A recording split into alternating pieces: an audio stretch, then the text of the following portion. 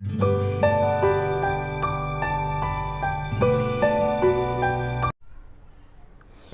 Students, training methodology के इस नए वीडियो में मैं आपका स्वागत करता हूं।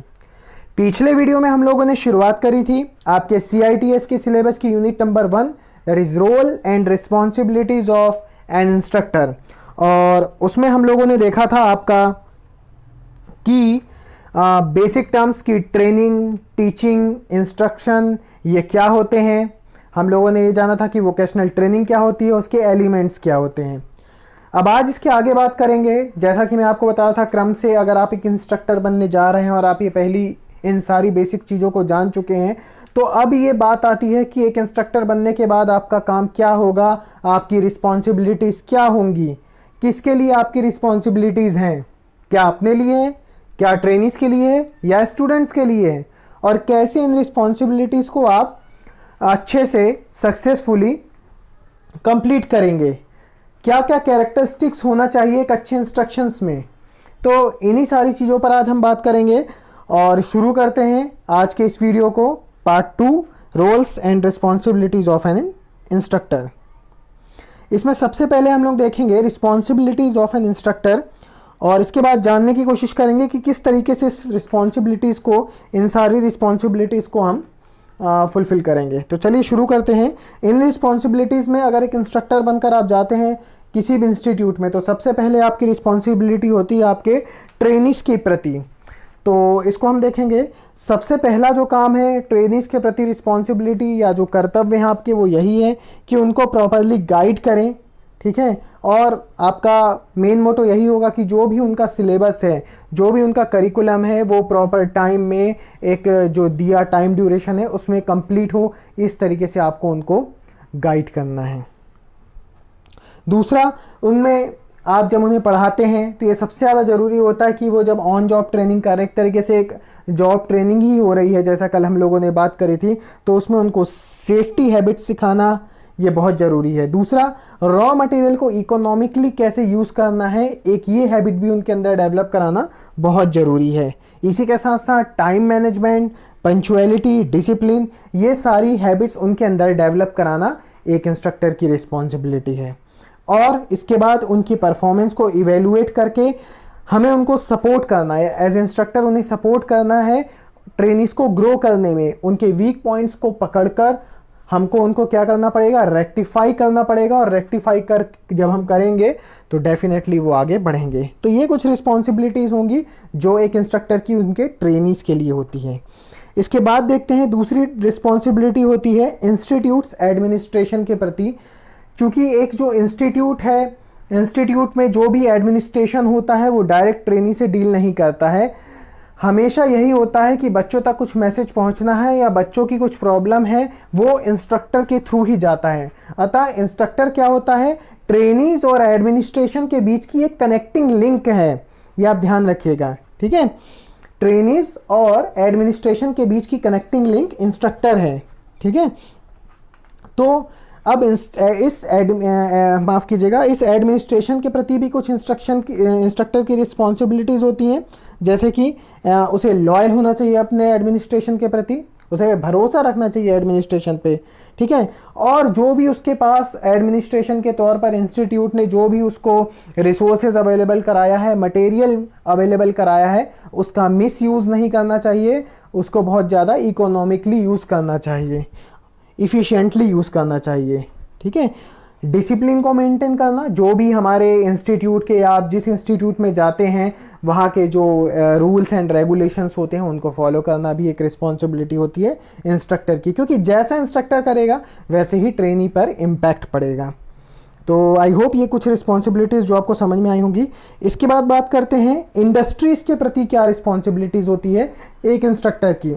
अब बात आती है इंडस्ट्रीज़ को क्यों ले रहे हैं हम, जो ट्रेनिज तैयार कर रहे हैं, इंस्ट्रक्टर जो ट्रेनिज तैयार करते हैं CITS इंस्टीट्यूट में या CTS इंस्टीट्यूट में, वो डायरेक्टली कहाँ एब्जॉर्ब होते हैं, वो एब्जॉर्ब होते हैं कंपनीज़ में। तो ये रिस्पॉन्सिबिलिटी बनती है कि हमको ये जानना पड़ेगा कि आज कंपनीज़ के अंदर क्या चल रहा है, खासकर CTS की जब मैं बात करूं कि कंपनीज़ में आज क्या चल रहा है, इंडस्ट्रीज़ की क्या डिमांड है, और हमारा सिलेबस उसके अकॉर्डिंग है कि नहीं है, उसके अकॉर्डिंग अपडेट है कि नहीं, और अगर कुछ अपडेट चाह रहा है तो हम उसकी खबर करेंगे अपने अधिकारियों को, और अगर कुछ माइन्यूट लेवल पे कुछ चेंजेस हमें लगती हैं या कोई रिक्वायरमेंट है तो हम उसमें चेंज करके अपने ट्रेनिज को वो नॉलेज, वो स्किल प्रोवाइड कराएंगे। ठीक है। दूसरा ये हो सकता है कि इंडस्ट्रीज में जो कुछ हो रहा है आज, जो मार्केट में जिस चीज़ की डिमांड है, जिस स्किल की डिमांड है, जिस नॉलेज की डिमांड है, उससे एक इंस्ट्रक्टर को खुद भी उसकी नॉलेज होना चाहिए, उसे अपने आप को अपडेट रखना पड़ेगा। ठीक है। और इंडस्ट्रीज़ के साथ उसे लगातार कांटेक्ट बना के रखना चाहिए, फील्ड्स विजिट के थ्रू, या बच्चों का कुछ प्रोजेक्ट के थ्रू, या प्लेसमेंट के थ्रू, कुछ भी इस तरीके की एक्टिविटीज़ कर इंडस्ट्रीज़ के साथ डायरेक्ट कांटेक्ट बना रहना चाहिए। तो ये कुछ रिस्पॉन्सिबिलिटीज़ होती हैं इंडस्ट्रीज़ के प्रति। इसके बाद देखते हैं कि सोसाइटी और नेशन के प्रति क्या रिस्पॉन्सिबिलिटी होगी एक इंस्ट्रक्टर की। जैसा कि अभी हम लोगों ने ऊपर 3 रिस्पॉन्सिबिलिटीज़ की बात करी, जिसमें कि ट्रेनिज के प्रति, एडमिनिस्ट्रेशन के प्रति और इंडस्ट्रीज के प्रति। अगर एक इंस्ट्रक्टर टोटली डिवोटी है अपने काम के लिए, वो पूरा डेडिकेशन देता है अपने काम को, तो डेफिनेटली वो क्या करेगा, वो अपने नेशन को, अपनी सोसाइटी को कुछ दे रहा है, अपने सोसाइटी को एक स्किल्ड मैन पावर दे रहा है, इंडस्ट्री को स्किल्ड मैन पावर दे रहा है, और जो कि अल्टीमेटली इंपैक्ट करेगा सोसाइटी पर, क्योंकि इंडस्ट्रीज हैं वो किसको इफेक्ट करती हैं, वो हमको करती हैं। जैसे आज का सिनेरियो था, इंडस्ट्रीज बंद थी, पूरा इकोनॉमी डाउन हो गया था इस कोरोना के अभी कुछ दिन पहले लॉकडाउन में। तो क्या हो रहा था, इंडस्ट्रीज बंद हुई, कहीं ना कहीं सोसाइटी पर उसका बहुत ज़्यादा इम्पैक्ट पड़ा। तो ये जो काम कर रहे हैं ये डायरेक्टली हमारे नेशन को, हमारी सोसाइटी को इम्पैक्ट करता है। ठीक है। तो जो रिस्पॉन्सिबिलिटी सोसाइटी के लिए होती है एक इंस्ट्रक्टर की, वो क्या होती हैं कि उसे बच्चों को ये सेंस ऑफ रिस्पॉन्सिबिलिटी कराना है that whatever you are doing उसका इम्पैक्ट पड़ेगा सोसाइटी पर, क्योंकि कहीं ना कहीं आप उससे जुड़े हैं, और ये सोसाइटी अगर आपको कुछ दे रही है तो बदले में आपको भी उसको कुछ देना है। जब इस तरीके की रिस्पॉन्सिबल सेंस हम बच्चों में क्रिएट करते हैं तो डेफिनेटली वो क्या होता है, एक नेशन के लिए पॉजिटिव थिंकिंग रखते हैं, एक पॉजिटिव अप्रोच रखते हैं, जिसकी रिक्वायरमेंट है आज के टाइम पे। इसके बाद बात करते हैं एक इंस्ट्रक्टर की अपने प्रति क्या रिस्पॉन्सिबिलिटी होती है। उसकी एक जो इंस्ट्रक्टर है उसकी अपने प्रति क्या रिस्पॉन्सिबिलिटी होना चाहिए। तो ऑनेस्ट होना चाहिए उसको, तो सबसे पहले ईमानदारी खुद से रखेगा, तब वो जॉब के प्रति, इंडस्ट्री के प्रति, ट्रेनी के प्रति रखेंगे। उसको अपना मैक्सिमम एफर्ट देना चाहिए, जो भी काम कर रहे हैं, जो भी इंस्ट्रक्शन दे रहे हैं, जो भी स्किल करा रहे हैं, जो भी ट्रेनिंग करा रहे हैं, उसमें मैक्सिमम एफर्ट्स देना। अपनी डिग्निटी को मेंटेन करना बहुत ज़रूरी है, एज इंस्ट्रक्टर उसको बिहेव करना चाहिए, और अपनी डिग्निटी को मेंटेन करना चाहिए, अपनी हेल्थ का ध्यान रखना चाहिए, क्योंकि अगर वो अनफिट होंगे तो एक प्रॉपर ट्रेनिंग, एक डेडिकेशन के साथ, एक पूरे कंसंट्रेशन के साथ ट्रेनिंग नहीं दे पाएंगे। और जो एक इंस्ट्रक्टर होता है, ये बहुत इंपॉर्टेंट चीज़ है कि उसका इंटरेस्ट होना चाहिए टीचिंग में, उसका इंटरेस्ट होना चाहिए ट्रेनिंग देने में। तो ये कुछ रिस्पॉन्सिबिलिटी होंगी जो उनकी खुद के प्रति होती है एक इंस्ट्रक्टर की। इसके बाद बात करते हैं प्रोफेशन के प्रति। सो प्रोफेशन के प्रति सबसे बड़ी रिस्पॉन्सिबिलिटी यही है कि आप अपने आप को अपडेट रखिए। आज जो नॉलेज आपके पास है, कल वो हो सकता है वो पीछे छूट जाए, क्योंकि जैसे जैसे दुनिया आगे निकल रही, इंडस्ट्रीज डेवलपमेंट हो रहा है, उस हिसाब से अपने आप को अगर आप अपडेट करेंगे तब आप स्टूडेंट्स को अपडेट करा पाएंगे। अपने प्रोफेशन के प्रति सबसे ज़्यादा रिस्पॉन्सिबिलिटी यही है कि जो काम आप कर रहे हैं, जो टेक्निकल नॉलेज और टेक्निकल स्किल प्रोवाइड करा रहे हैं, उसमें आपको खुद भी अपडेट रहना है। इसके बाद बात करते हैं पेरेंट्स के प्रति क्या रिस्पॉन्सिबिलिटी होती है। तो डेफिनेटली कुछ रिस्पॉन्सिबिलिटी पेरेंट्स के प्रति भी होती है कि ट्रेनीज़ को, जो ट्रेनीज़ हैं उनके पेरेंट्स को उनका रियल फीडबैक देना, उनकी क्या कमियां हैं, क्या शॉर्ट कमिंग्स हैं, ये बताना, और उनके पेरेंट्स को ये गाइड करना कि वो उनके फ्यूचर को क्या डिसाइड करते हैं, उनको गाइड करना, उनको सजेशन देना, उनकी हेल्प करना। ये कुछ रिस्पॉन्सिबिलिटीज़ उनके पेरेंट्स के प्रति हैं। तो आई होप ये आपको रिस्पॉन्सिबिलिटीज़ जो इंस्ट्रक्टर की मैंने आपको बताई ये आपको समझ में आई होंगी। आगे बात करते हैं रोल ऑफ एन इंस्ट्रक्टर। अब जो रिस्पॉन्सिबिलिटीज़ की हम लोगों ने बात करी, वो किन किन रोल को किन किन रोल में ढलकर इन रिस्पॉन्सिबिलिटीज़ को पूरा किया जा सकता है, या कौन कौन से ऐसे किरदार होते हैं जिनको एक इंस्ट्रक्टर को निभाने पड़ते हैं। एक इंस्ट्रक्टर तो है, लेकिन उसे कई बार किसी दूसरे की तरह भी बिहेव करना पड़ता है, अगर आप उसे बाहर से कोई देखता है तो एक्चुअल में तो इंस्ट्रक्टर ही है। तो इसमें 3 यहाँ पर रिस्पॉन्सिबिलिटीज़ दी हैं, as a organiser, as a manager, जैसा डायग्राम में आप देख सकते हैं, और एज ए स्टूडेंट्स। 1 बाय 1 देखते हैं कि इसमें कौन कौन से चीज़ें होती हैं। पहले एज ए ऑर्गेनाइज़र एक आयोजक की तरह जब वो व्यवहार करेगा तो उसे ऑर्गेनाइज करना पड़ता है अपने ट्रेनिंग प्रोग्राम को, जिसके लिए ट्रेनिंग मटेरियल को प्रिपेयर करना होता है। ये बहुत इंपॉर्टेंट चीज़ है। आपको एक क्लास को कंडक्ट करना है, आपको एक क्लास लेना है, उसके लिए जो भी रिक्वायरमेंट्स होती हैं, जो भी ज़रूरतें होती हैं, उसको एक आयोजक के तौर पर आपको रखना पड़ता है, आयोजक के तौर पर आपको तैयार करना पड़ता है। मान लीजिए लाइटिंग प्रॉपर नहीं आप करेंगे, मान लीजिए सिटिंग अरेंजमेंट प्रॉपर नहीं आप वो करेंगे, आप एक आयोजक की तरह देखते हैं कि अगर मैं इस चीज़ को चला रहा हूँ तो किस तरीके से किन चीज़ों की कमी है। एडमिनिस्ट्रेशन डेफिनेटली हेल्प करता है, बट आप उसमें मेन रोल प्ले करते हैं। दूसरा होता है कंडक्ट प्रोग्राम, पूरे प्रोग्राम को कंडक्ट करना। ये तो होता ही है मेन काम जो कि इंस्ट्रक्टर का है कि वो पूरे प्रोग्राम को, ये वाला पॉइंट है, कंडक्ट करेगा।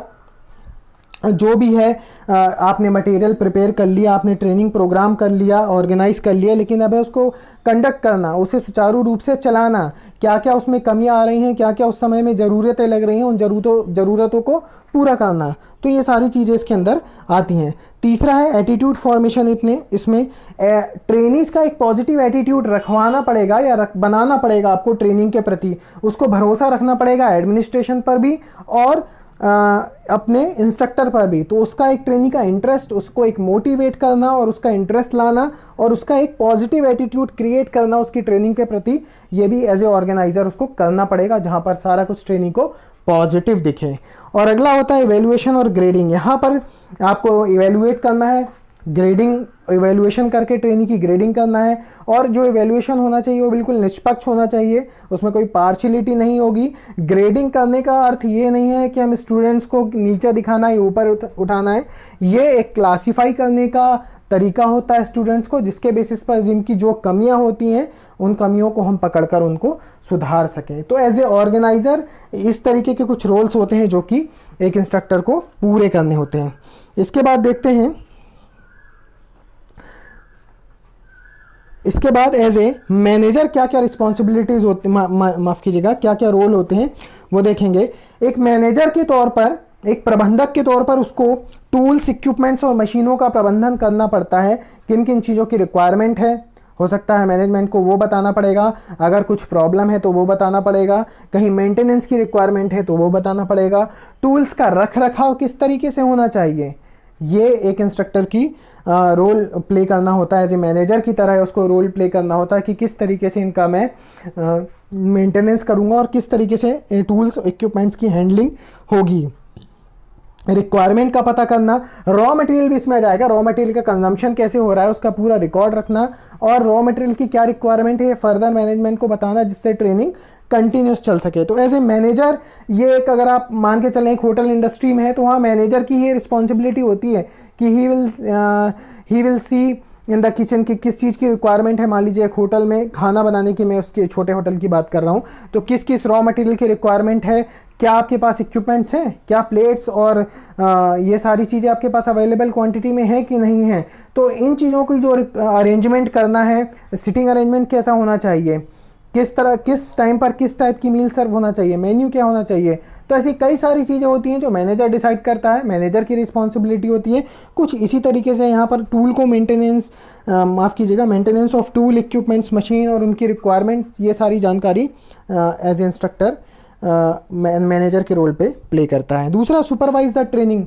ये बिल्कुल इंपॉर्टेंट काम होता है। जिस तरीके से एक मैनेजर होता है वो अपने सारे एम्प्लॉयज़ के काम पर, सारे एक्टिविटीज़ पर नज़र रखता है, जस्ट लाइक दैट यहाँ पर भी उसको जो ट्रेनिंग चल रही है, जो ट्रेनिंग दे रहा है वो खुद, उस पर उसको एक मैनेजर की नज़र से भी उसको देखना पड़ता है, उसको सुपरवाइज करना पड़ता है कि इसमें क्या कमियां हैं, इसको और किस तरीके से एनहांस किया जा सकता है। इन सारी चीज़ों पे नज़र रखना पड़ता है। तीसरा, liaison with the institute. Institute के साथ मैंने पहले भी बताया कि जो इंस्ट्रक्टर होता है उसका सीधा सीधा कनेक्शन होता है इंस्टीट्यूट से और ट्रेनीज से। सो वो एक लिंक होता है ट्रेनीज और इंस्टीट्यूट के बीच की। तो जो भी टीचर्स, माने जो भी इंस्टीट्यूट की तरफ से निर्देश हैं और जो भी ट्रेनीज का फीडबैक है इंस्टीट्यूट के लिए, वो प्रॉपर उसको ट्रांसफ़र करना चाहिए। ये भी एक रोल है एज ए मैनेजर आपके इंस्ट्रक्टर का। आगे बात करते हैं एक स्टूडेंट की तरह किस तरीके से वो रोल प्ले करता है। जैसा हम लोगों ने पीछे देखा था रिस्पॉन्सिबिलिटीज़ में कि टाइम टू टाइम उसको अपना नॉलेज अपडेट करना पड़ेगा, उसे एनहांस करना पड़ेगा अपनी स्किल को। तो जस्ट लाइक दैट एक स्टूडेंट की तरह ये उसको सोचना पड़ेगा कि आज कोई नई टेक्नोलॉजी आती है तो मैं उसे, ये मेरे अंदर चाह होना चाहिए उसको सीखने की, समझने की, और इस तरीके से अपने अंदर उतारने की कि मैं अपने ट्रेनिस को भी वो चीज़ ट्रांसफ़र कर पाऊँ। तो इस तरीके से वहाँ पर एक बच्चे की तरह, वहाँ पर एक स्टूडेंट की तरह, वहाँ पर एक लर्नर की तरह उसको वो चीज़ सीखना पड़ेगी। तो एज ए लर्नर उसकी ये जो रोल है बहुत इंपॉर्टेंट होता है, जहाँ पर वो इन सारी चीज़ों को सीखते हैं और अपने ट्रेनिंग्स में फिर बाद में ट्रांसफ़र करते हैं। तो ये कुछ रोल्स थे इंस्ट्रक्टर के, आई होप ये आपको समझ में आए होंगे। आगे देखते हैं प्री रिक्वेस्टी या शर्तें एक इंस्ट्रक्टर की क्या हो सकती हैं। एक इंस्ट्रक्टर बनने के लिए क्या क्या शर्तें होना चाहिए, कुछ इन चीज़ों की बात करते हैं। इसमें कई सारी चीज़ें हैं, वन बाय वन हम इनको देखेंगे। सबसे पहले बात करते हैं क्वालिफिकेशन। इंस्ट्रक्टर बनने के लिए जो भी क्वालिफिकेशन होता है, मान लीजिए एक CITS, जिसके पास CITS का सर्टिफिकेट है वो एक इंस्ट्रक्टर की तरह कार्य करेगा। तो ये एक एसेंशियल क्वालिफिकेशन हो गया एक इंस्ट्रक्टर बनने का।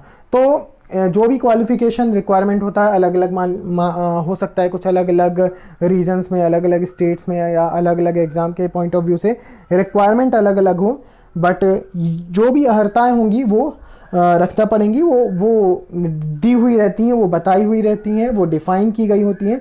जैसे CITS सर्टिफिकेशन होना ही चाहिए एक इंस्ट्रक्टर बनने के लिए, ठीक है। अगला है कम्युनिकेशन स्किल। एक इंस्ट्रक्टर के पास बहुत अच्छा कम्युनिकेशन स्किल, संचार कौशल बहुत अच्छा होना चाहिए, तभी वो जो कुछ उसको आता है वो उसे ट्रांसफ़र कर पाएगा। चाहे वो स्किल के सेंस में बात करूं या मैं नॉलेज के सेंस में बात करूं। अगर उसको ये चीज़ पता ही नहीं होगी कि मुझे किस तरीके से ये बच्चों को ट्रांसफ़र करना है, किस तरीके से मुझे उन्हें सिखाना है, किस तरीके से उनको ये चीज़ें बताना है, दिखाना है, सिखाना है, अगर ये नहीं आएगा, संचार कौशल अगर बिल्कुल अच्छे स्तर का, अच्छे दर्जे का नहीं होगा, तो अच्छा इंस्ट्रक्टर बनना संभव नहीं है। तो एक इंस्ट्रक्टर के लिए ये एक शर्त होगी, एक प्री रिक्वेस्टी होगी कि वो उसके पास एक अच्छा कम्युनिकेशन स्किल होना चाहिए। सब्जेक्ट नॉलेज बिल्कुल होना चाहिए, सब्जेक्ट की नॉलेज अच्छी पकड़ होना चाहिए, उसके पास अच्छे बेसिस होना चाहिए, जो भी चीज़ है उसको इन डेप्थ नॉलेज होना चाहिए, तभी वो बच्चों में उन चीज़ों को ट्रांसफ़र कर सकेंगे। एक अकेला कम्युनिकेशन स्किल कुछ काम नहीं करेगा अगर उसके पास सब्जेक्ट नॉलेज नहीं हो, और सब्जेक्ट नॉलेज भी अकेला कोई काम नहीं कर पाएगा अगर कम्युनिकेशन टेक्निक्स या कम्युनिकेशन टैक्ट्स ना हो। अगला है ट्रेड स्किल।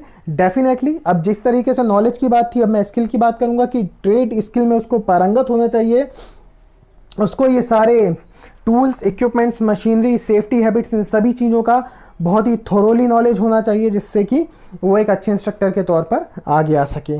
और आखिरी है, इसके अलावा भी कई हो सकते हैं, बट आज के इस टॉपिक के हिसाब से अभी जो मैंने पकड़े हैं जितने पॉइंट्स, उसमें टीचिंग मेथड्स। ये सारा कुछ होने के बाद भी अगर कम्युनिकेशन स्किल अच्छा है, इसके बाद भी टीचिंग मेथड्स होती हैं, कुछ डिलीवरी मेथड्स होती हैं, जो हम लोगों ने जैसा 4 स्टेप टीचिंग देखा है कि उसको टॉपिक को किस तरीके से प्रेजेंट करना है, कहाँ पर क्वेश्चन करना है, किस तरीके से हमको किस पर्टिकुलर पॉइंट पर मुझे टीचिंग एड्स का यूज़ करना है, किस टीचिंग एड का यूज़ करना है, कौन सा टीचिंग एड ज़्यादा इफेक्टिव होगा, मटेरियल किस तरीके से प्रिपेयर करना है, क्या लेसन प्लान बनाना है, किस तरीके से डेमोन्स्ट्रेशन प्लान बनाना है, बच्चों को कैसे इंफॉर्मेशन शीट प्रोवाइड करनी है, क्या चीज़ें देनी है, ये कई सारी चीज़ें सब कुछ इन टीचिंग मेथड्स में आएगा। और किस तरीके से डिलीवरी करना है अपने टॉपिक की, वो सारा कुछ इन टीचिंग मेथड्स में आता है। तो ये कुछ प्री रिक्वेस्ट होती हैं एक इंस्ट्रक्टर के लिए। आई होप ये आपको समझ में आई होंगी। आगे बात करेंगे हम लोग क्वालिटीज़ ऑफ एन इंस्ट्रक्टर।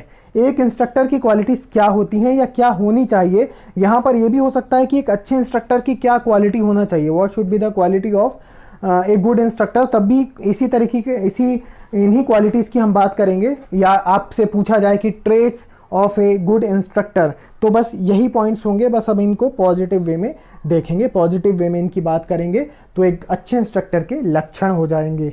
ठीक है, तो इन क्वालिटीज़ की बात करते हैं। सबसे पहले हम लोग बात करेंगे फिजिकल क्वालिटीज़ की।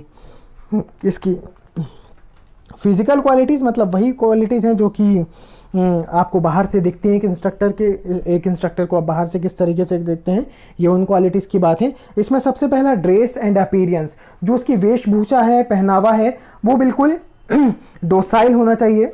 एक सभ्य होना चाहिए। इस तरीके का नहीं है कि एक पॉप सिंगर या एक एक्टर की तरह वो बनकर आ रहा है, बालों का स्टाइल बनाकर, कपड़े एकदम भड़कीले और चमकीले पहनकर। इस तरीके से होगा तो ट्रेनिस का इंस्ट्रक्टर के कपड़ों पर ज़्यादा ध्यान रहेगा रादर देन उसकी वो ट्रेनिंग क्या दे रहे हैं। तो जो अपीयरेंस है वो कैसा होना चाहिए, वो सभ्य होना चाहिए, वो बहुत ही ज़्यादा डोसाइल होना चाहिए, ड्रेस और अपीयरेंस। दूसरा लैंग्वेज एंड स्पीच, उसकी जो भाषा होगी वो बहुत ज़्यादा नम्र होना चाहिए। नम्र, जहाँ पर नम्र की ज़रूरत है नम्र है, जहाँ पर उसे ट्रेनिस के साथ कठोर बनना है कठोर भी होना चाहिए उसको।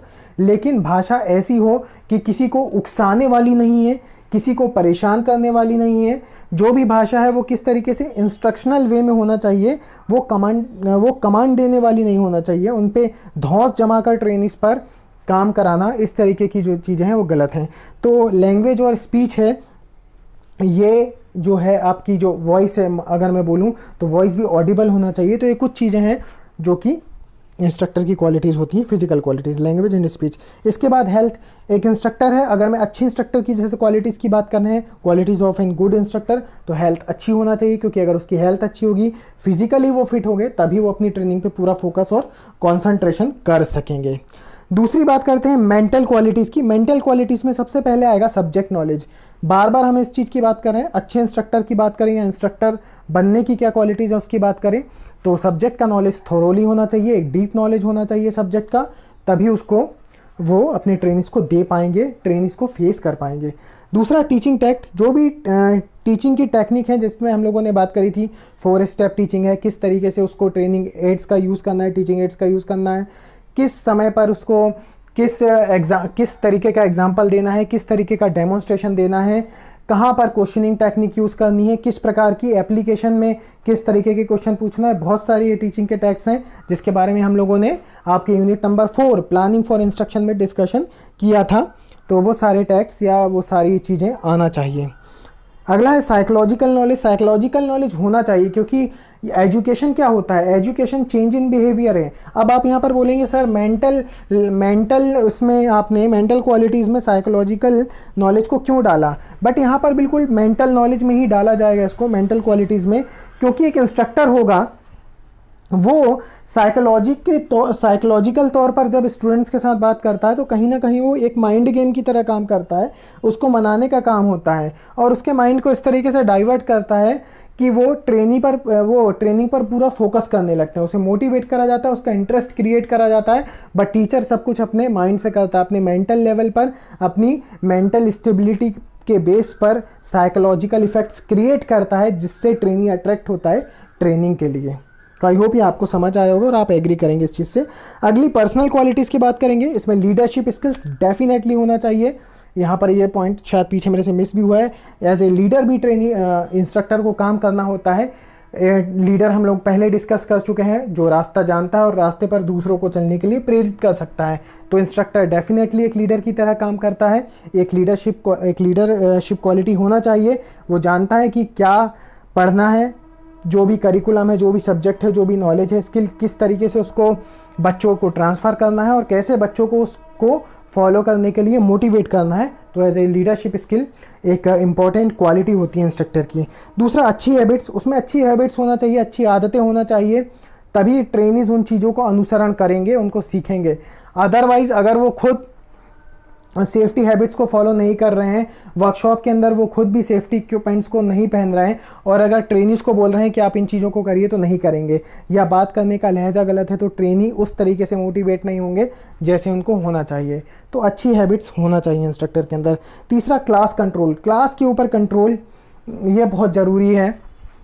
जो क्लास है वो आपके कंट्रोल में रखने का मतलब ये नहीं है कि आप डरा धमका कर ट्रेनीज को डरा धमका कर रखें। कंट्रोल करने का मतलब ये है कि trainees are totally motivated, they are in interest in you.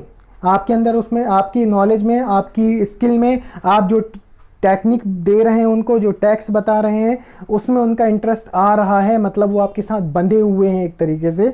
तो ये आपको एक क्लास के ऊपर कंट्रोल देता है। वो डिसिप्लिन रहेंगे, वो फोकस्ड रहेंगे, वो अटेंटिव रहेंगे, अलर्ट रहेंगे। तो ये सारी चीज़ें आपका कंट्रोल शो करेंगी क्लास के ऊपर। अगली बात करते हैं मोरल क्वालिटीज़ में। इसमें इम्पार्शियलिटी आएगा सबसे पहले, निष्पक्ष होना चाहिए, किसी भी ट्रेनी के साथ भेदभाव नहीं करना है या किसी ट्रेनी को किसी कारण से कम मार्क्स देना या किसी तरीके से कम आंकना या कम ध्यान देना, इस तरीके की चीज़ें नहीं होना चाहिए। तो उसे इम्पार्शियल होना चाहिए, निष्पक्ष होना चाहिए। अगला है self control and will power. अब ये जो हमने पीछे जितनी बात करी थी जहाँ पर क्लास कंट्रोल और गुड हैबिट्स, अगर ये गुड हैबिट्स लीडरशिप क्वालिटी है तो उसके ऊपर अपना सेल्फ कंट्रोल होगा और विल पावर होती है कि वो ट्रेनिंग्स को फेस कर पाएंगे, उनकी प्रॉब्लम्स को फेस कर पाएंगे। अदरवाइज यहाँ पर कॉन्फिडेंस लूज पड़ने के कारण क्लास के ऊपर से कंट्रोल खत्म हो जाएगा। और अगला है सिंपैथी। ट्रेनिंग के साथ आपको सिंपैथी रखना पड़ेगी। लगातार 8 घंटे कई बार 10 घंटे काम करते हैं, हम लोगों ने पहले जैसे बात करी थी मेंटल और फिजिकल लेवल का कई बार फटीग भी क्रिएट होता है, तो वहाँ पर ट्रेनिंग्स के साथ उनकी प्रॉब्लम्स के साथ जुड़ना पड़ेगा, एक सिंपैथी रखना पड़ेगी, उनको ये शो कराना पड़ेगा that you are with them, तभी वो आपके साथ जुड़ेंगे, तभी आपसे मोटिवेट होंगे, इंटरेस्ट क्रिएट होगा, ट्रेनिंग सक्सेसफुल होगी। तो ये कुछ क्वालिटीज़ हैं जो आप जब इंस्ट्रक्टर बनेंगे तो डेफिनेटली आपके अंदर ये होना चाहिए और आप धीरे धीरे इन क्वालिटीज़ को डेवलप करके एक अच्छे इंस्ट्रक्टर बन सकते हैं। आगे बात करेंगे हम लोग कैरेक्टरिस्टिक्स ऑफ गुड इंस्ट्रक्शंस। अब जब भी बात करेंगे कि अच्छे इंस्ट्रक्शंस के क्या गुण होते हैं, तो ये सीधा सीधा रिलेट करते हैं जो इंस्ट्रक्टर जो कार्य कर रहे हैं, अगर वो जो काम करते हैं अच्छे तरीके से कर रहे हैं, जो इंस्ट्रक्शन दे रहे हैं वो सही, जो टेक्निक्स फॉलो कर रहे हैं, जो पढ़ाने का तरीका अगर वो सही है तो वो डेफिनेटली एक अच्छा इंस्ट्रक्शन बन जाएगा। तो इन्हीं कुछ चीज़ों के बारे में बात करेंगे। सबसे पहला होता है उसकी एडिक्वेट प्रिपरेशन, मतलब उसकी जो तैयारी है वो किस तरीके की है। इसमें सबसे पहली तैयारी होगी स्वयं के लिए, उसकी खुद के लिए। तो खुद के लिए क्या तैयारी होती है? खुद के लिए यही तैयारी होगी, सिलेबस को प्रॉपरली एनालाइज करा हो, एक आइडिया लिया है टॉपिक के बारे में, उसकी रेफरेंस बुक्स क्या हैं और मटेरियल किस तरीके से प्रिपेयर करा है। अगर ये तरीके से वो खुद इंस्ट्रक्टर तैयार है तो जो इंस्ट्रक्शंस होंगे वो अच्छे निकलेंगे, जो इंस्ट्रक्शंस की क्वालिटी होगी वो अच्छी होगी। तो अच्छे इंस्ट्रक्शंस की जो कैरेक्टरिस्टिक्स है वो हैं कि सेल्फ प्रिपरेशन, अगर मैं बोलूँ तो सेल्फ प्रिपरेशन किसकी? इंस्ट्रक्टर की, तभी इंस्ट्रक्शंस जो वो देगा वो अच्छी क्वालिटी के होंगे। ठीक है। दूसरा स्टूडेंट्स के लिए, स्टूडेंट्स की प्रिपरेशन ये किस तरीके से होगा? ये इस तरीके से होगा कि स्टूडेंट्स को हम पहले से इन्फॉर्म कर देते हैं कि अगला टॉपिक ये पढ़ाया जाएगा एडवांस में, तो स्टूडेंट्स उसके बारे में पढ़कर आएंगे तो जो उनका इंटरेस्ट है, जो उन्हें रिव्यू, जो उन्हें टॉपिक से कनेक्ट करना है वो ईजिली वे में हो जाएगा, उन्हें मोटिवेट करना आसान हो जाएगा, है ना। मोटिवेट करना उन्हें बहुत ज़रूरी है जिससे उसमें इंटरेस्ट क्रिएट होगा। एक लर्निंग एटमॉस्फियर बनाना पड़ेगा इंस्ट्रक्टर को, और जब एक लर्निंग एटमॉस्फियर बन जाएगा तो यही एक कैरेक्टरिस्टिक होगा गुड इंस्ट्रक्शन का। सो प्रॉपर लर्निंग एटमॉस्फियर अगर मैं बोलूँ तो एक क्या है, ये कैरेक्टरिस्टिक्स है अच्छे इंस्ट्रक्शन का। अगला, इंटरेस्ट जो बन गया उसको मेंटेन रखना, क्लास उसी पेस से चले, जो भी रिक्वायरमेंट है टॉपिक के हिसाब से, स्किल के हिसाब से, उस हिसाब से उस क्लास के पेस को मेंटेन करना जिससे स्टूडेंट्स का इंटरेस्ट बना रहे। इसके बाद टीचिंग मटेरियल की बात करें, अच्छे इंस्ट्रक्शन डेफिनेटली रिफ्लेक्शन है अच्छे टीचिंग मटेरियल का। तो lesson plan, demonstration plan, information sheet जो भी बना रहे हैं वो बिल्कुल सटीक बनाना चाहिए। इसके बाद आपको क्वेश्चंस प्रिपेयर करके रखना चाहिए कि मान लीजिए एप्लीकेशन फेस में किस तरीके के क्वेश्चन होंगे, टेस्ट में किस तरीके के क्वेश्चन होंगे। इन सारी चीज़ों की अगर प्रिपरेशन होगी तो इंस्ट्रक्शंस बहुत अच्छे हो जाएंगे। अगला है प्रॉपर प्रेजेंटेशन, ये बहुत ज़रूरी है। अच्छा इंस्ट्रक्शन तभी होगा जब प्रेजेंटेशन प्रॉपर होगा। इसमें करेक्ट मेथड होना चाहिए। डेमोन्स्ट्रेशन अगर दे रहे हैं तो एक सीक्वेंशियल वे में होना चाहिए, प्रॉपर सीक्वेंस में देना चाहिए, तभी वो ट्रेनिंग्स को समझ में आते हैं और उनके काम के रहते हैं। प्रेजेंटेशन को इंटरेस्टिंग वे में देना चाहिए जिससे स्टूडेंट ज़्यादा से ज़्यादा उसके साथ अटैच हो सकें। जो भी आप इंस्ट्रक्शन दे रहे हैं, जो भी आप नॉलेज उसको इम्पार्ट कर रहे हैं या जो भी आप उसको स्किल इम्पार्ट कर रहे हैं वो ट्रेनी के लेवल के बेसिस पे और उसकी कैपेबिलिटी के बेसिस पे होना चाहिए, ना कि इंस्ट्रक्टर की कैपेबिलिटी के बेसिस पे। ठीक है, क्योंकि आपको ट्रेनिंग को ही सिखाना है, आपको खुद नहीं सीखना है। अगला है टीचिंग जो एड है वो करेक्ट होना चाहिए। करेक्ट टीचिंग एड आपके इंस्ट्रक्शंस को बहुत ज़्यादा इफेक्टिव बना देता है। ठीक है, बोर्ड राइटिंग आपकी प्रॉपर होना चाहिए, बहुत इंपॉर्टेंट है। जब आप एज इंस्ट्रक्टर काम करते हैं तो आपकी बोर्ड राइटिंग बहुत सुंदर होना चाहिए। उसका जो सलीका, जो तरीका है बोर्ड राइटिंग का, आगे मैं आपको बताऊंगा, वो होना चाहिए। उसके कुछ रूल्स होते हैं, उन बोर्ड राइटिंग रूल्स को फॉलो करके ही अपने प्रेजेंटेशन को अपने प्रेजेंटेशन करना चाहिए क्लास का। तो ये बहुत ज़रूरी होता है। बुक्स, राइटिंग पेपर जो हैं उनको उनकी प्रॉपरली प्रेजेंटेशन होना चाहिए। स्पून फीडिंग नहीं करना चाहिए कि आप आते हैं और सीधा डिक्टेट कर देते हैं, बच्चों को कुछ समझाया नहीं, बच्चों को कुछ बताया नहीं, कुछ रिव्यू नहीं करा, कोई इंट्रोडक्शन नहीं दिया और सीधा शुरू कर दिया, तो वो मुश्किल हो जाएगा उनके लिए चीज़ों को समझना। अगला है क्वेश्चनिंग। अच्छे इंस्ट्रक्शन में अच्छे क्वेश्चंस का होना बहुत ज़रूरी है।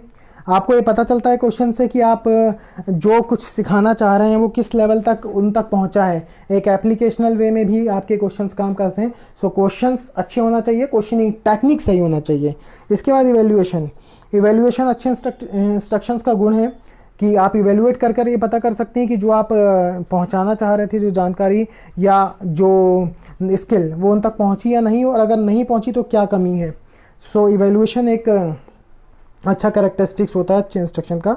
और आखिरी में आता है फीडबैक सीधी सीधी प्रतिक्रिया है जो स्टूडेंट से मिलती है ट्रेनी इंस्ट्रक्टर को अपने लिए, और उस फीडबैक में पता चलता है कि क्या कमियां रह गई, क्या उनको समझ में नहीं आया और उनकी तरफ से किस तरीके का रिस्पॉन्स है। तो इन चीज़ों को जानकर जो होता है इंस्ट्रक्शंस को अच्छा बनाया जा सकता है। आई होप ये आपको समझ में आया होगा।